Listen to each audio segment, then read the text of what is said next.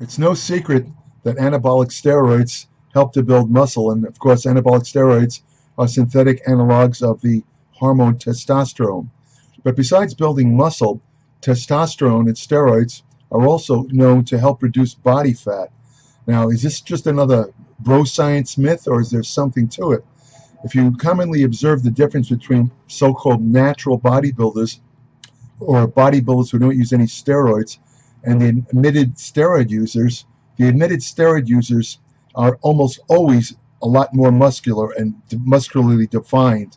They have more vascularity, and it's obvious that the drug-using bodybuilders seem to have lower body fat levels. Is this due to the steroids or the testosterone? So that's what I'm going to discuss today, the relationship between testosterone and body fat. You have to understand that one of the things that testosterone does, you have these stem cells in the body. Stem cells are cells that can turn into various organs and tissues. Well, there's certain types of stem cells called pluripotent stem cells. And stem cells, these particular pluripotent, what pluripotent means is it can go in several different directions. In this case, pluripotent stem cells can go in the direction of either becoming fat cells or muscle cells. Now, what happens when you take testosterone and steroids is that you direct the pluripotent cells towards muscle rather than fat. In fact, let me quote directly from a endocrinology study. It says androgens stimulate myogenic differentiation. In other words, that's the differentiation of muscle fibers, myogenic, and inhibits adipogenesis. That's the development of fat cells. Inhibits adipogenesis in pluripotent cells through an androgen receptor mediated pathway. So testosterone inhibits lipid uptake and lipoprotein lipase. Lipoprotein lipase is an enzyme that promotes fat entry or fat synthesis in fat cells. So testosterone inhibits lipid uptake and lipoprotein lipase activity in adipocytes and stimulates lipolysis, that means fat breakdown, by increasing the number of lipogenic beta-adrenergic receptors. An indirect sign of these effects is a decrease of adipocyte leptin production. Lastly, testosterone inhibits differentiation of adipocyte precursor cells. So what this is a lot of technical data here, but what it's saying is that testosterone inhibits the enzyme that helps to promote fat synthesis in the body. It also increases what they call beta-adrenergic receptors. These are receptors on fat cells that basically help to release fat into the blood so the fat can be burned. One of the reasons why men tend to get fat in their gut as they get older is that these beta-adrenergic receptors tend to shut down. Now, when the man starts to take testosterone, let's say he's low in testosterone, he's got a bit of a belly or fat around his waist, once he starts taking the testosterone, if he's already low in it, that is, he's going to open up those beta-adrenergic receptors, and what's going to happen is he's going to actually lose fat on his waist even without doing any exercise. He might even lose his belly. I mean, it's that potent, and as far as the third one goes, it also decreases leptin production from the fat cells, so that in turn would have an effect on decreasing hunger.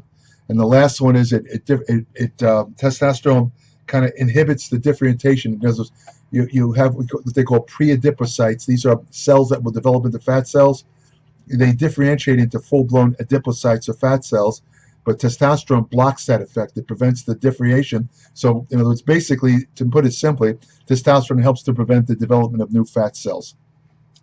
Now, testosterone-deficient men tend to gain fat more easily than their healthy peers. Again, you could see this in men over 40 that are lacking in testosterone. Some of these guys don't eat, a lot of times they get fat from, not exercising and bad diet, but a lot of times these guys don't eat a lot. They're not necessarily on a bad diet. They might not be exercising, which is a problem because the calories have nowhere to go. But very often there's nothing that really changes, yet they slowly accumulate fat on their belly. And again, this is because of a deficiency in testosterone. Moderate obesity predominantly, if you have a moderate obesity, if you're not overly fat, it decreases total testosterone due to insulin resistance associated reductions and sex hormone binding globulin.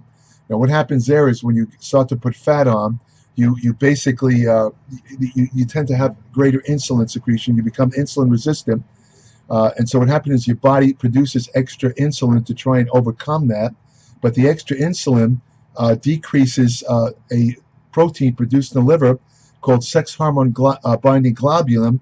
Now, testosterone, when it's synthesized in the Leydig cells of the testes, it basically combines with this sex hormone binding globulin, and sex hormone binding globulin carries testosterone in the blood. As long as testosterone is bound to the sex hormone binding globulin protein, it's not active. It has to be separated. It has to become free testosterone.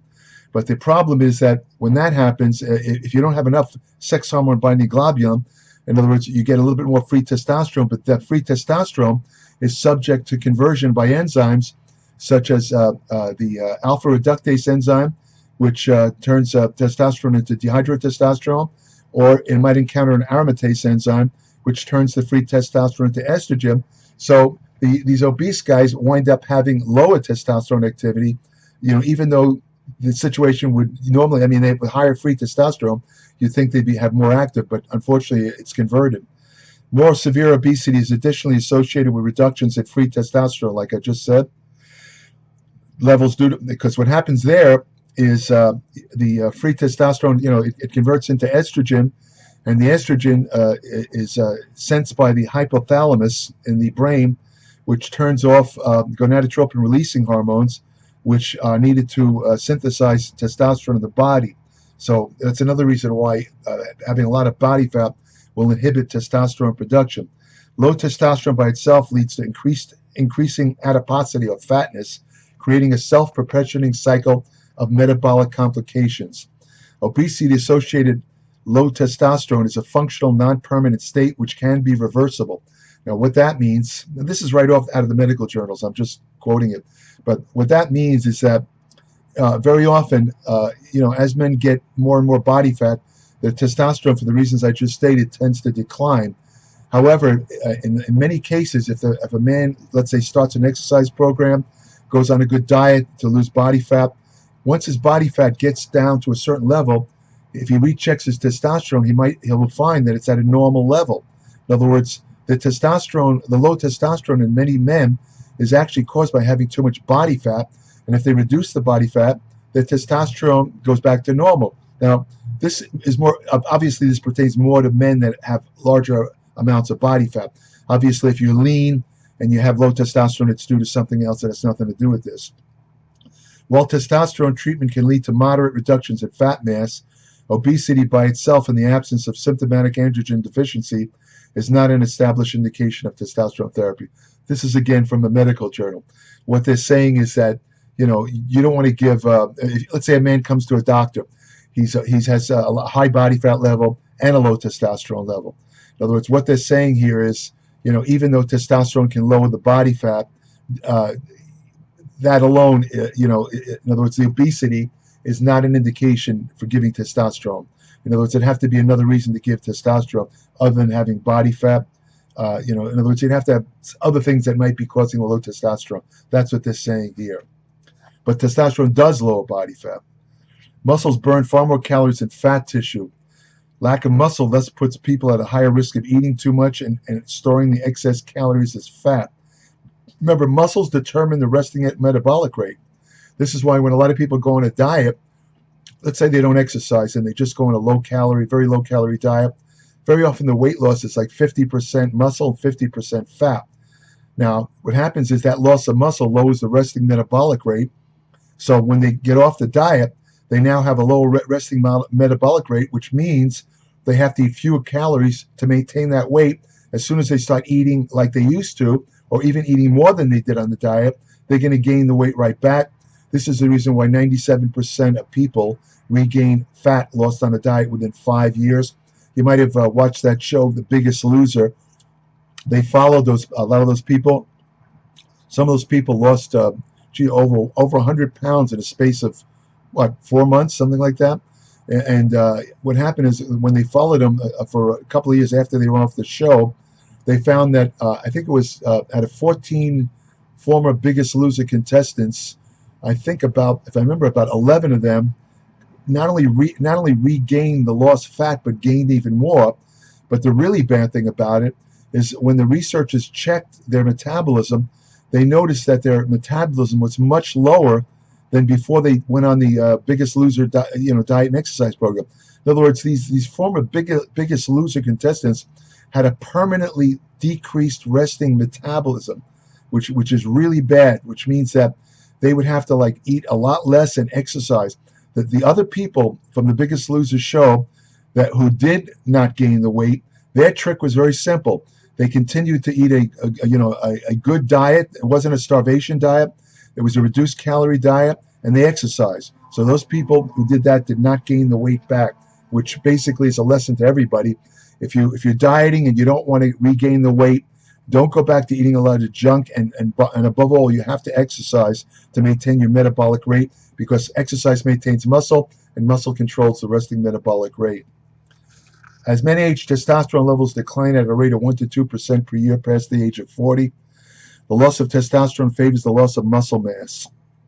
Again, loss of muscle mass, lower resting metabolism, another reason why men tend to put fat on as they age.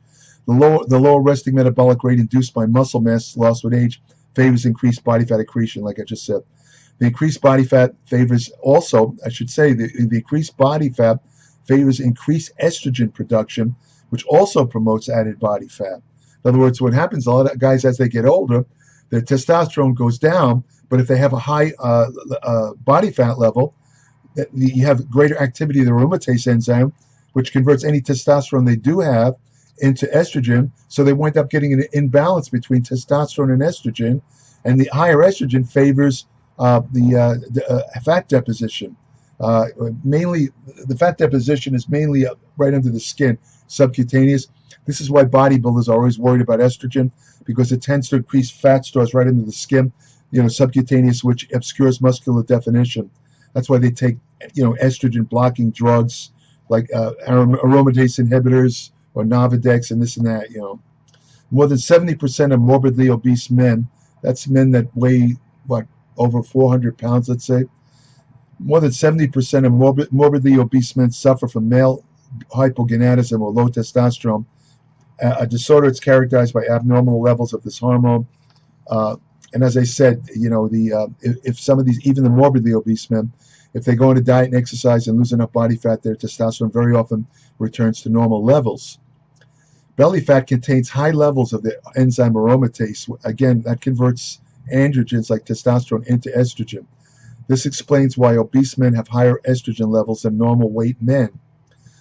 Estradiol, that's estrogen, estradiol levels are highly significantly positively related to body fat mass, and more specifically to subcutaneous abdominal fat. In other words, again, that's the superficial fat right into the skin, but the estrogen doesn't increase the fat, deep down fat, which is called visceral fat or omental fat, which is the most dangerous type of fat from a health perspective. It's related to the onset of cardiovascular disease, diabetes, and cancer. Having a high aromatase and estrogen activity reduces, again, it sends a feedback mechanism to the hypothalamus, which reduces the production of gonadotropin releasing hormone. A lack of the gonadotropin releasing hormone, or GRH, is released from the hypothalamus, and it travels to the pituitary, where it stimulates the release of luteinizing hormone. Luteinizing hormone is the kind of controlling hormone for testosterone production at the level of the Leydig cells. There's another substance, a protein released, also called kisspeptin, which also modulates gonadotropin releasing hormone. Excessive body fat does appear to suppress testosterone levels. Testosterone replacement therapy often leads to body fat loss in men previously deficient in this hormone. This is particularly, as I said, particularly true for the abdominal region. A 2014 study found that long-term testosterone therapy in men with testosterone deficiency produces significant and sustained weight loss, marked reduction in waist circumference and BMI, and an improvement in body composition. BMI is body mass index. It's a measure of body composition, very, very inaccurate.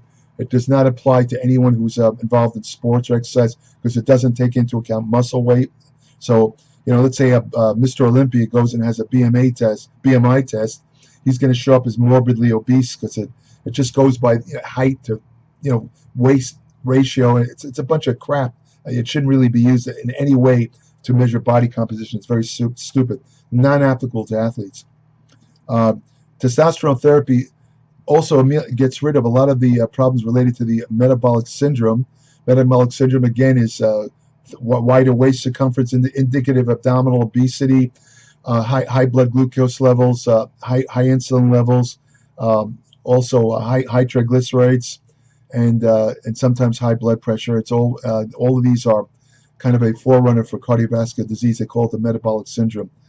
The improvements when testosterone helps to relieve the metabolic syndrome because it improves mitochondrial function. Mitochondria are the energy parts of the cell, these organelles in the cell that produce ATP and also burn fat in a beta oxidation process.